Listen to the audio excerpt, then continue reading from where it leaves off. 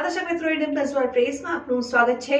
પંચમહાલ જિલ્લામાં ખાણ ખનીજ વિભાગનો સપાટો પંચમહાલ જિલ્લા નજીકથી પસાર થતા રોયણ, અડાદરા અને સિમલિયા દેવલી કુવા ગામે ગોમા નદીમાં ગેરકાયદેસર રેતી કાઢી રહેલા 3 ટ્રેક્ટર સહિત 15 લાખનું મુદ્દામાલ કબજે કરીને તેમની સામે દંડાત્મક કાર્યવાહી કરવાની કામગીરી હાથ ધરાઈ।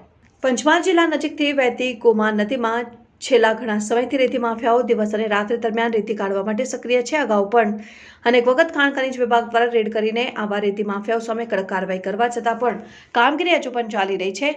ગોધરા ખાણ ખનીજ વિભાગની ટીમને મળેલી બાતમીના આધારે પંચમહાલ જિલ્લા નજીકથી પસાર થતા રોયણ, અડાદરા અને સિમલિયા દેવલી કુવા ગામે ગોમા નદીમાં ગેરકાયદેસર રેતી કાઢી રહેલા 3 ટ્રેક્ટર સહિત 15 લાખનો મુદ્દામાલ કબજે કરીને તેમની સામે દંડાત્મક કાર્યવાહી કરવાની કામગીરી હાથ ધરાઈ છે। પંચમહાલ જિલ્લામાં આવેલા રોયણ, અડાદરા અને સિમલિયા દેવલી કુવા ગામ પાસે પસાર થતી ગોમા નદીમાં ગેરકાયદેસર રીતે રેતી ખનન પ્રક્રિયા ચાલી રહી હોવાની બાતમી ગોધરા ખાણ ખનીજ વિભાગને મળી હતી, જે અંતર્ગત ખાણ ખનીજ વિભાગની ટીમ દ્વારા બાતમીવાળી જગ્યા ઉપર રેડ કરતા સ્થળ ઉપર બિંદાસપણે કોઈની પણ શરમ વિના ગેરકાયદેસર રેતી કાઢવામાં આવી રહી છે।